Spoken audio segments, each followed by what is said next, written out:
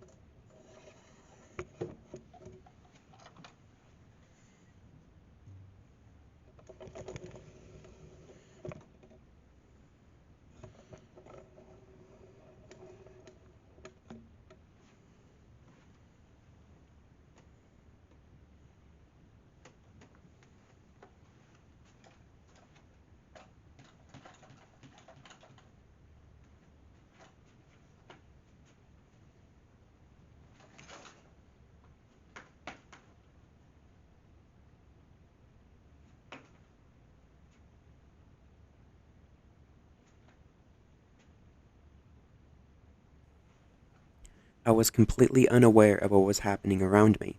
If you notice in the background, I have my flashlight on, pointing up at the ceiling, which is brightening the entire room so I can see. If you look closely, several orbs are captured on film. What's really compelling is an orb is captured more than one time while I'm setting up the experiment. And if you watch closely at their trajectory, you can tell that it's not dust floating around, nor a bug, as you would see the wings. What is even more compelling is an orb was captured moving away from me, and I felt a sudden cold breeze, and I pulled out my meter to see if the temperature of the room. At the time of this, I was completely unaware of the orb activity.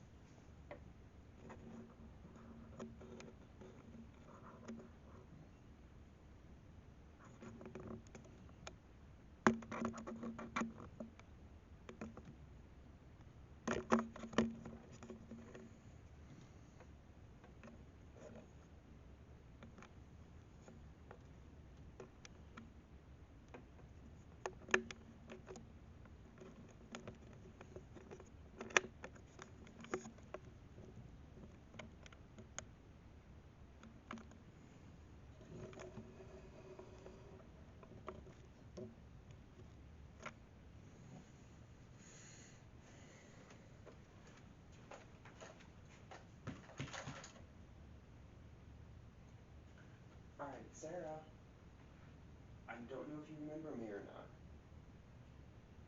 but I want to play a game with you. I'm going to lay one of your toys down right on this floor, right here, okay? There's this really cool pink light right there.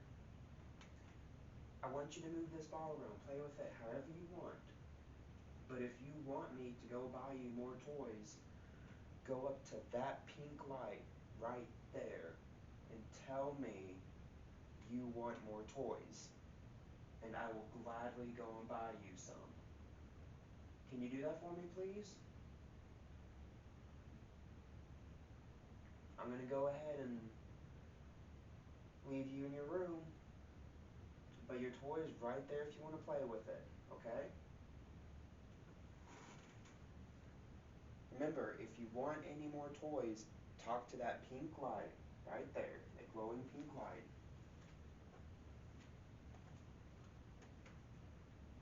And I'll leave you to it. Also, share with Edwin and Billy, okay? Go ahead and share with them. But the ball is right there for you to play with.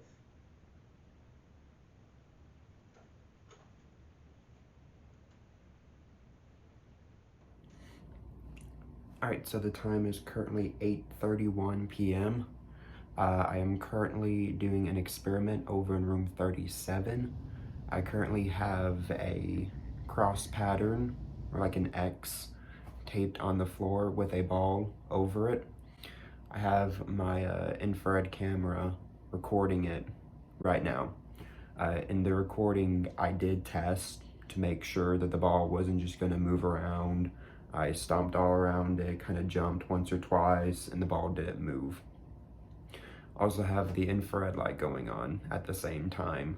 So it's like a pink light, so to speak. So if anything walks in front of it, I don't know. So there was a preacher and his wife that came here and were staying in room 37 upstairs in the back hall. And they were actually here for a retreat, church retreat. And the husbands stayed in the dining room later than the wives and for the men's meeting, and then they went up and joined their wives in the room. Well, when he got up to his room, he was set down on the foot of the bed to take his shoes and socks off, and when he did, he looked up and there was a little girl standing in the corner of the room. And he said that she looked just really sad, and he said first it scared him, but then he got to thinking about it, and he told her, he said, you know, if there's anything I can do for you, if I can help you, I'll be glad to. And he said he reached his hand up, and when he did, she laid her hand in his, but then she just disappeared. Well, the next morning at breakfast, all of them had come down, were eating breakfast, and I was waiting the tables that morning, and he started telling the rest of the people in the congregation about this experience he had in room 37.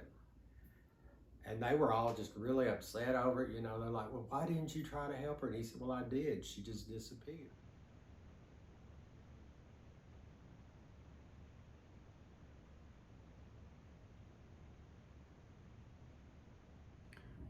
Alright, so I'm reporting back. It is currently 10:05 p.m. I just moved the camera from 37 to the seance room. So once it hits 11 o'clock, I'm gonna go get the camera, and then I'm probably gonna put it in the dining hall. What I'm gonna do now is probably some burst photo sessions. So take like, I don't know, 10, 20 pictures in one spot. And hopefully one of them has something. I'm gonna do this in the dark hall, which I'm gonna try to have my flashlight on just so you can see around me. And I'm gonna try in different places, and we're gonna see what we get.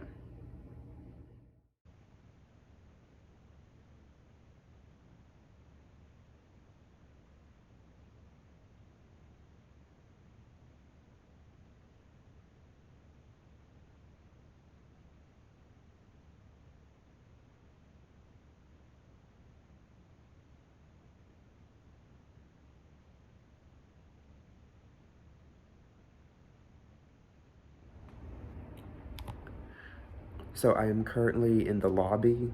It is 10:53 p.m. I was coming down just to move the camcorder in the seance room, and well, this is happening.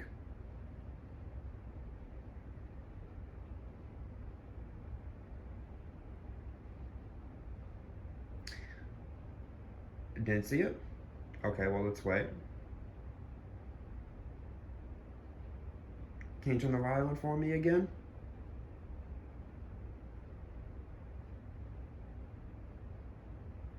Thank you.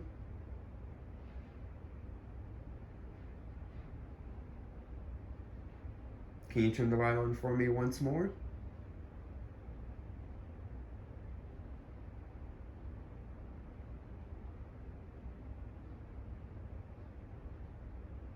Can you please? Thank you. So let's find out what's going on.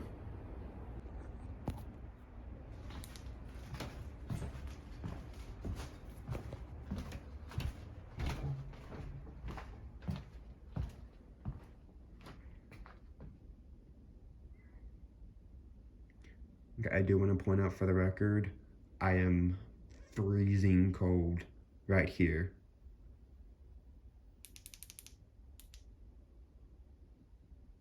And the camcorder.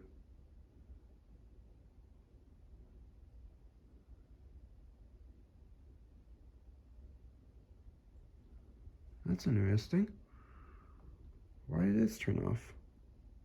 Oh. Okay, I didn't.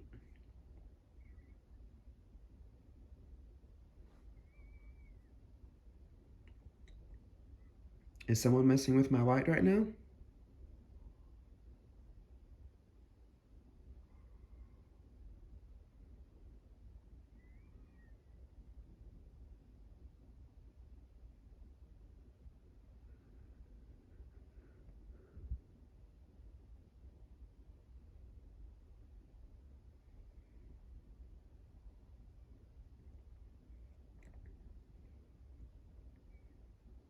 Can you turn my light on again?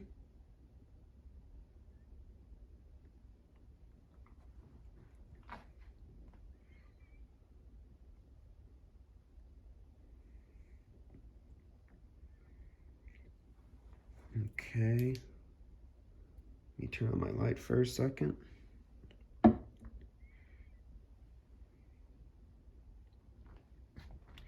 Just make sure the battery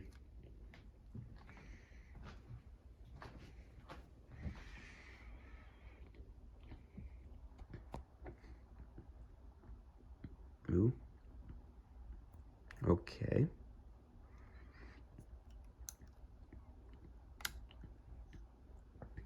That's interesting. So, of course, trying to debunk what's going on. Let me turn off right there. As you can see right here, the lighting attachment, the infrared on it is not working. See? It's not working.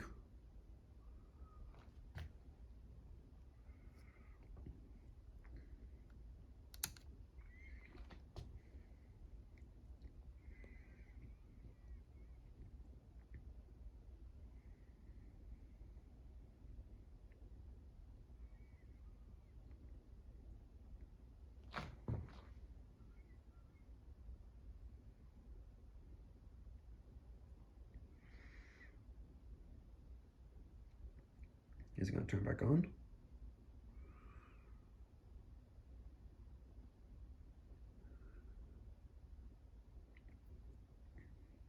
It's currently set to on right now. The infrared is set to off. Okay. So let me try to rule out, oh, sorry, that was my shoulder. Let me try to rule out any technology malfunctions. Oh, right, I forgot. Lighting attachments on my other camcorder. But okay, it's go ahead and it's time to move the seance camera into the dining hall. So I'll be right back. Alright, so I want to point out for the record, the camcorder is currently in the dining hall. And if you look real close,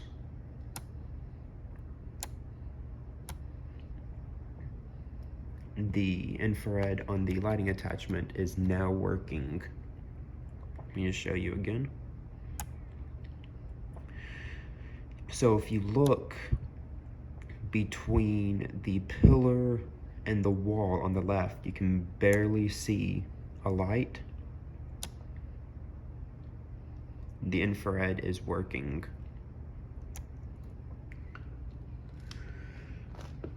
However, for some reason, the full spectrum lighting is currently on. So we're gonna try to turn this off. And we're gonna see what we capture with this. And in 30 minutes, I'm gonna move the camera that's in the green hall into the white hall. All right, I'm in the green hall right now, about to get this camcorder, and we are finally getting activity. I don't know if you can see this right here. The hairs on my arm are standing completely up. my body is indicating that something's here. And I actually believe I got footage in the White Hall on my phone, which I'll have to go back later and record. So now what I'm gonna do is good. This is really exciting right here. The camcorder right there, that will go in the White Hall where I saw something move. It was like from on the left, room 35 over to 36.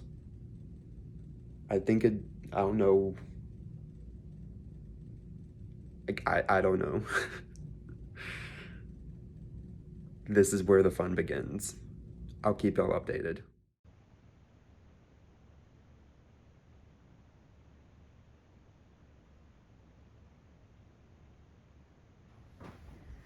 Let's go ahead, get the final switch ready.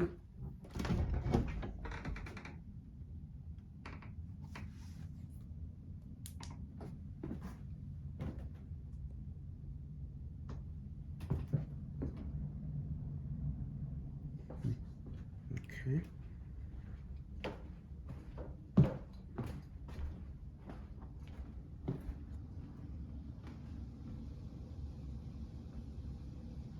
Let's go ahead. Stop the recording. Right there. Just gonna remove these piece by piece. Pretty much.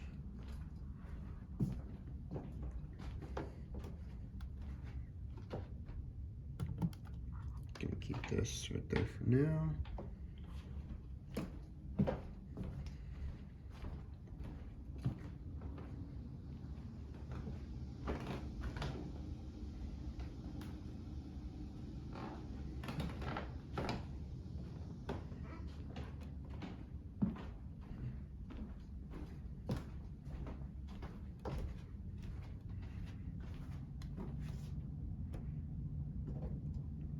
Yeah, I like that setup right there. The light's still on.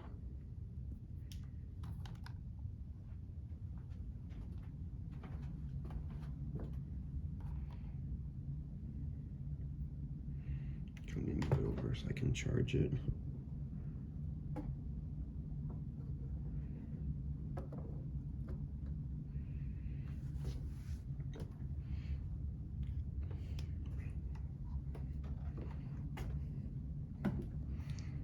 Go ahead, plug it in.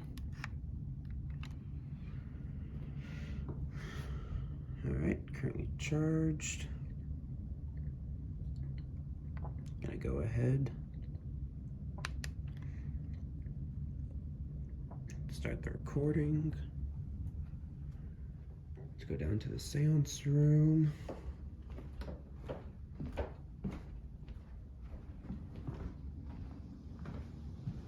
Oh, very loud.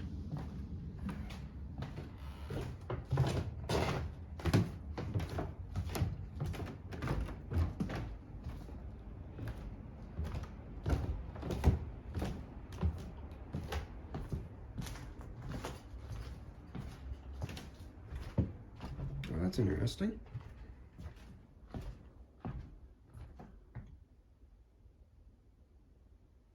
So if you notice right there, both the infrared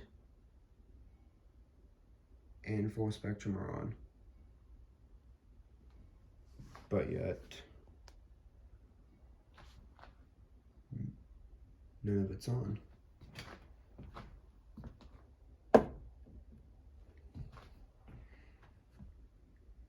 So let me go ahead and stop this recording.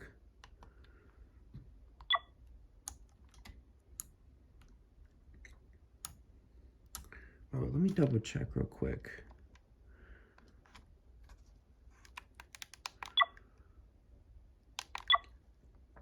Okay, so this is my main camcorder right here. Let's see here.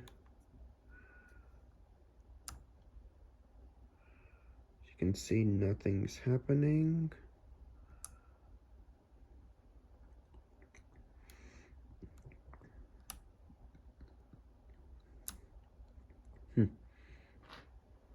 Interesting. Okay, then. Go ahead. Let's move it into my room.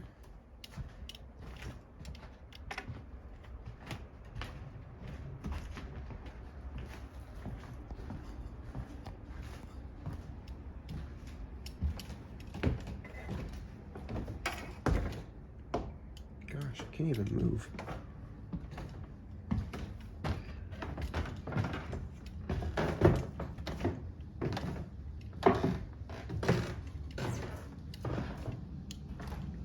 Check.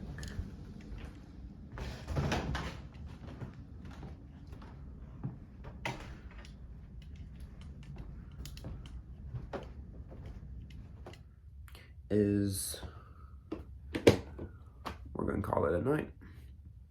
So pretty much it's 1:10 right now. Gonna probably set my alarm for 6 or 7, or just might not set one at all. Gonna have this camera pointing here, and then the camera's outside. So there's a camera right in front of the door on the outside, and then there's a camera right in front of the door in this room. So I'll see you all later on.